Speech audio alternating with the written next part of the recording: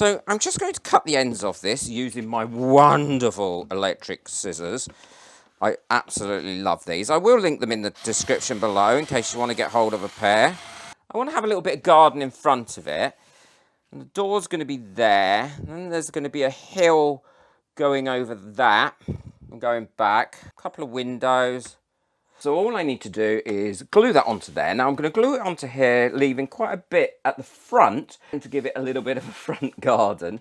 Now I've started making the door, and this is the door. All I've done here is glued some lolly sticks together and then drawing around this and making it slightly larger. So when the door goes on here, it will actually be slightly larger than the hole.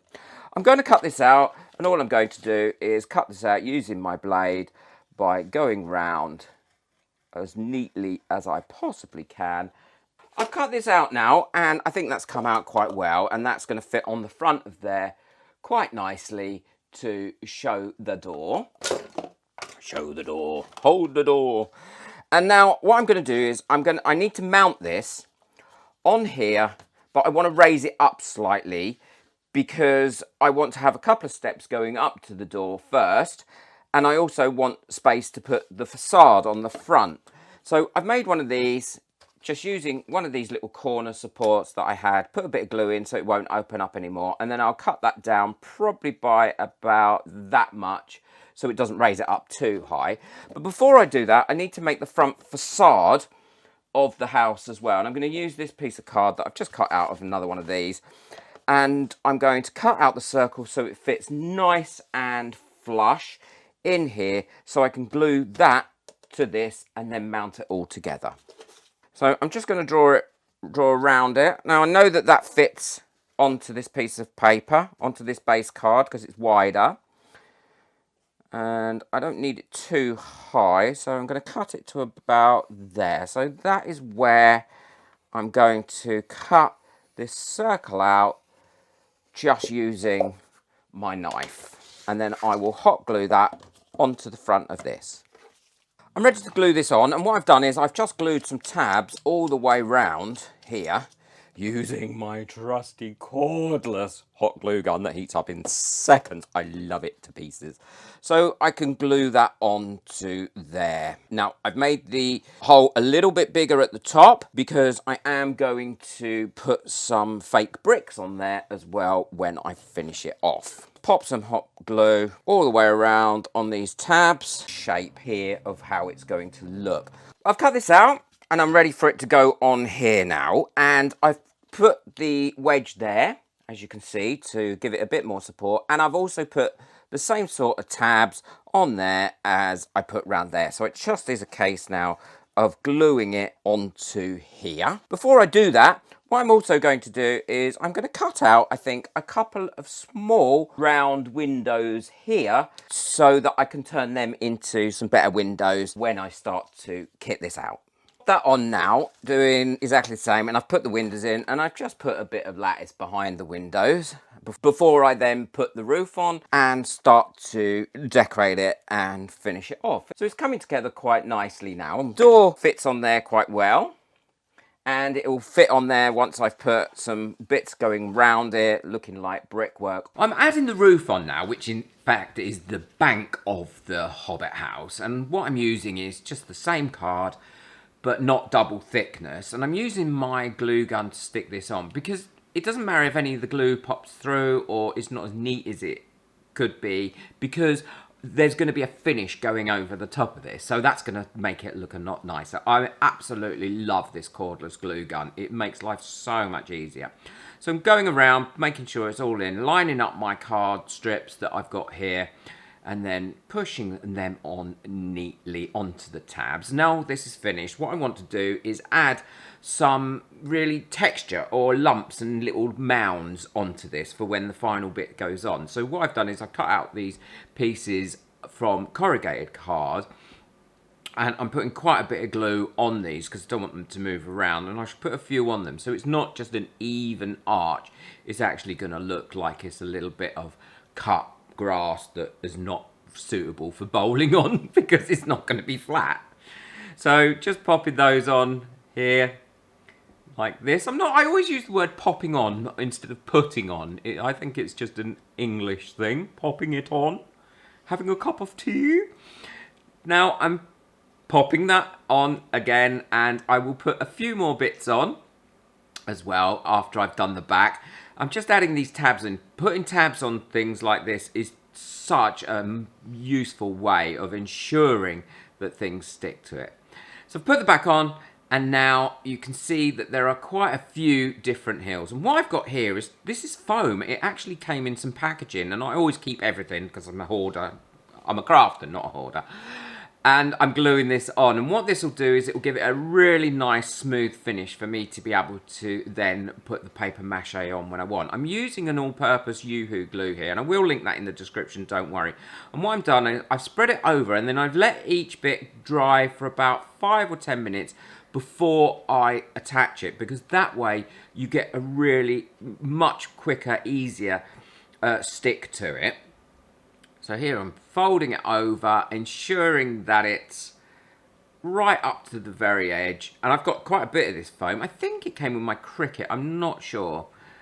And popping that down, pushing it down with my fingers to allow that to stick so that some of these lumps and bumps can still be seen. I don't want them to be massively prominent, but I want them to be there for the texture of the grass. And I will trim the back up just using a craft knife once this is all glued down. I've taped it up to ensure that it glues down and doesn't pop up, and that only needed to be on there for about half an hour. And now I'm going over with the paper mache. I'm just using the strips of paper that comes in packaging. I keep it all for this. When I've got a spare minute, I cut it up and put it in this pot. And white glue to go over it. Now this sponge or this foam does absorb the glue quite well, and it did dry out quite quickly, which was great.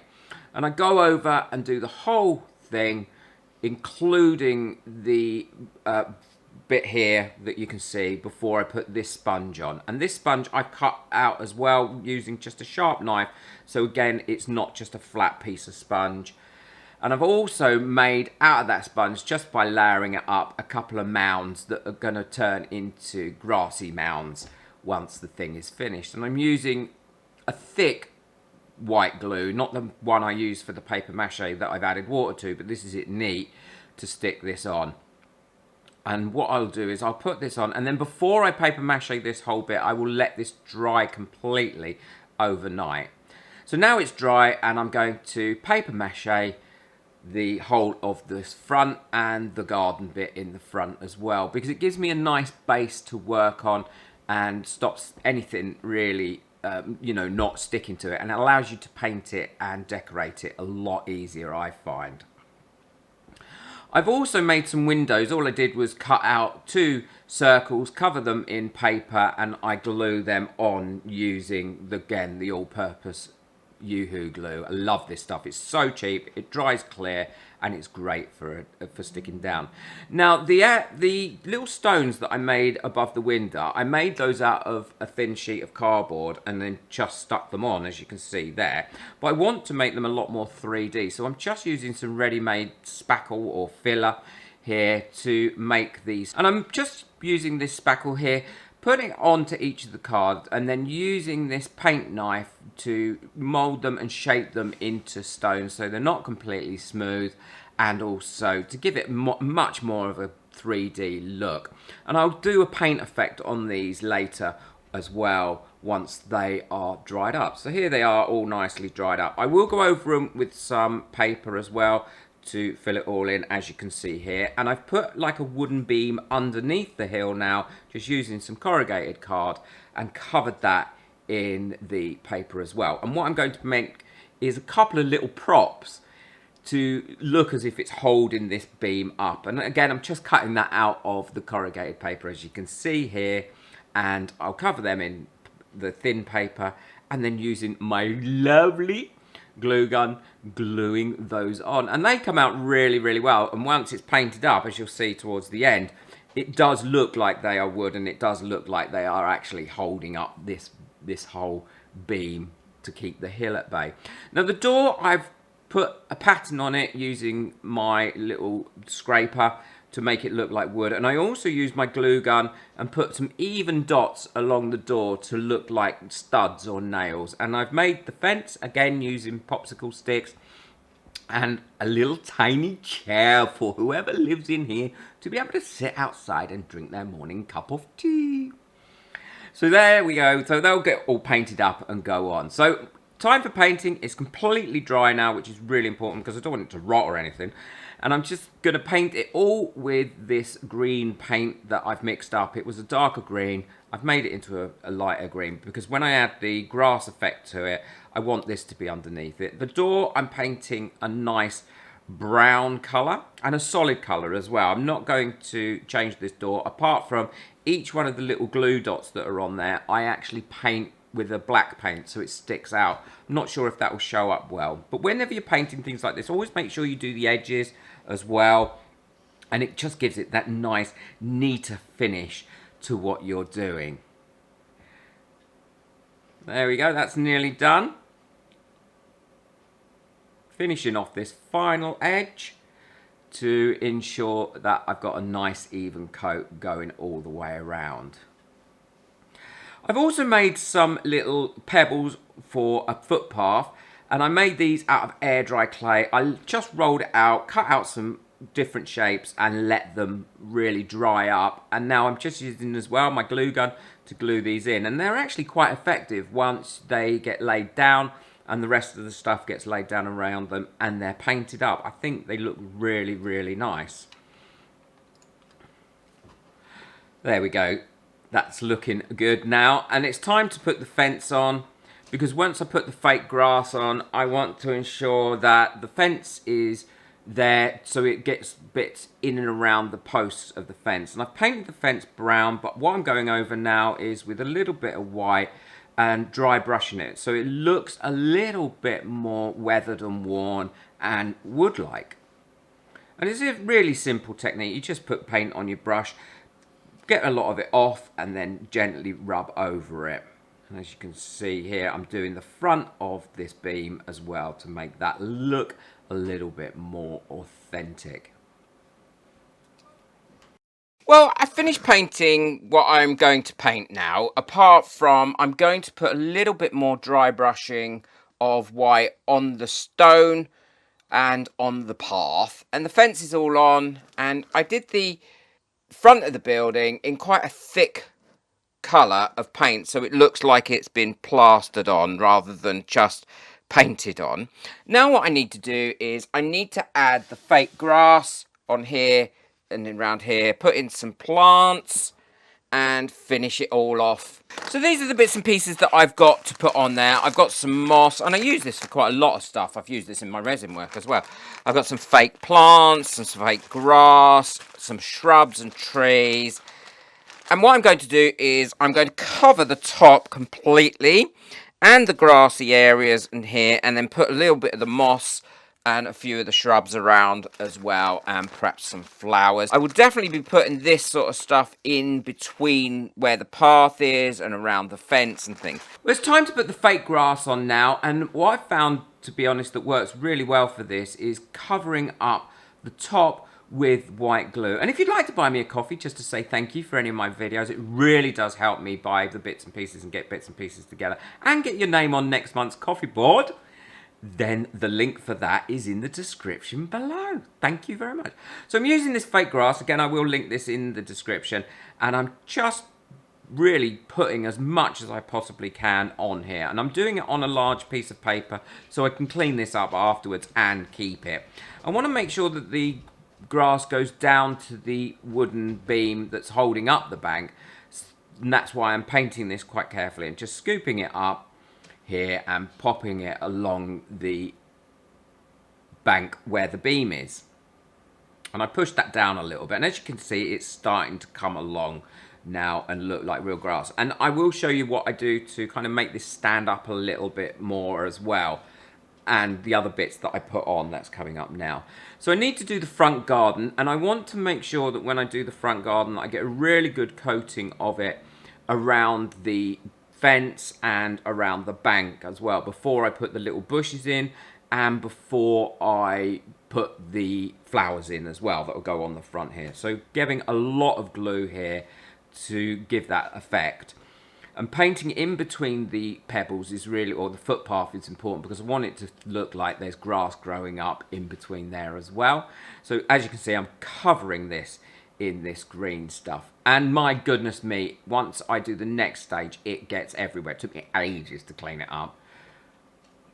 So brushing off the bits on the path so it just looks like they're in the cracks rather than everywhere and covering the whole of the path. I don't want it to look like he hasn't done any gardening for a year. And now I'm putting some of these tufty bits in, which are longer grasses, in between the path. I'm also going to put some on the top of the bank as well, so it doesn't look like it's been perfectly mowed. And around the edge to break up that hard line between the bank and the supporting beam. I think that was quite important. And I put a few on, and then I added some more and did them in threes. And in the end, I think I put them right across the whole beam as well. And that actually looked quite effective rather than just having the odd one here and there.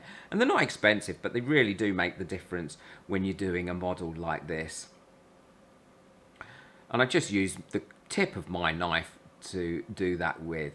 And now it's time to add some moss up the front of the wall, and I want this to make it look like there's ivy or something similar climbing up the wall, and it breaks up the look of that blank wall going up there. And it just glues on. I used the white glue for this, although for the bushes and things I will use my glue gun because it will give a much harder, faster attachment to it. And I'm just painting that on with a paintbrush. And now these are the little miniature trees that you can get for railways and things like that. But I don't want them to look like miniature trees. I want them to look like shrubs. So I'm just using a pair of pliers here to cut off the wire base. And that also gave me something quite nice to be able to attach my glue to be able to put these into the garden. Although I do end up getting more glue on my hands than I do anywhere else as well.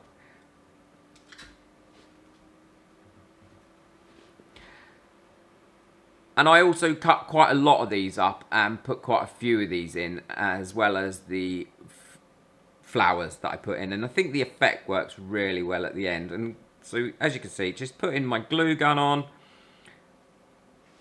Got a bit on that, stuck on there somehow. I am messy.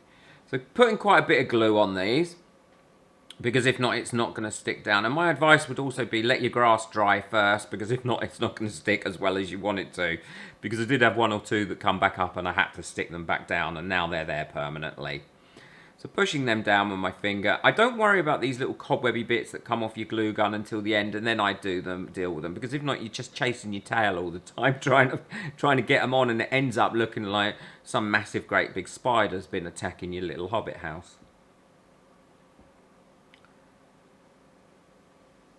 So making them in a row around these banks that I've put here.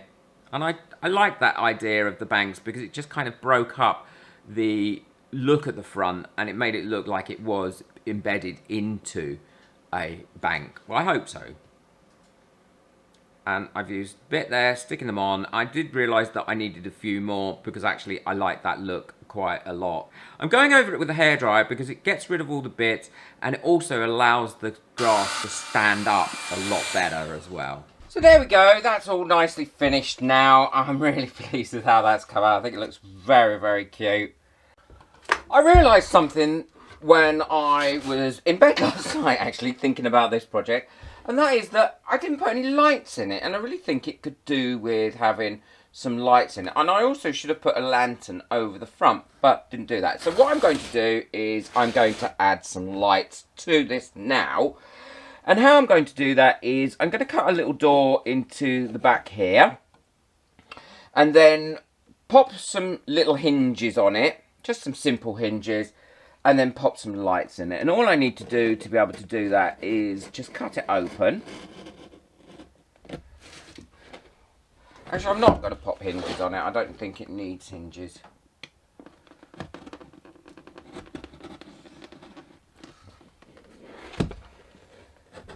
And because this bit is going to be towards the back of wherever it is, I'm not too worried. Hopefully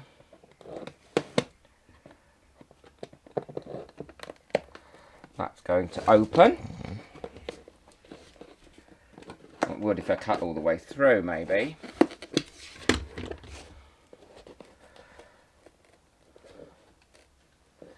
So that's now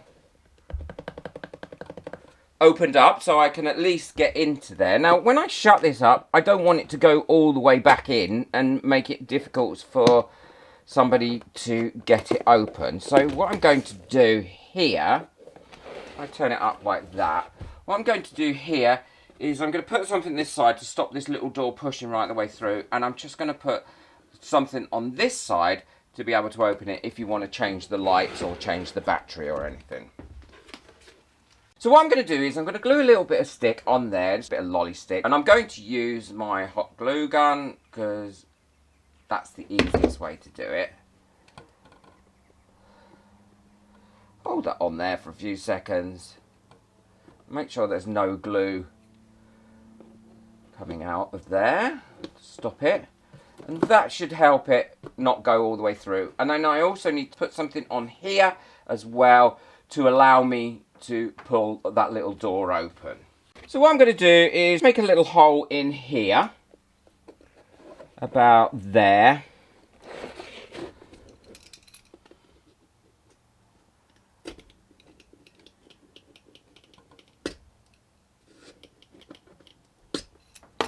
Like that. Pop a bit of this coloured string through it, or twine.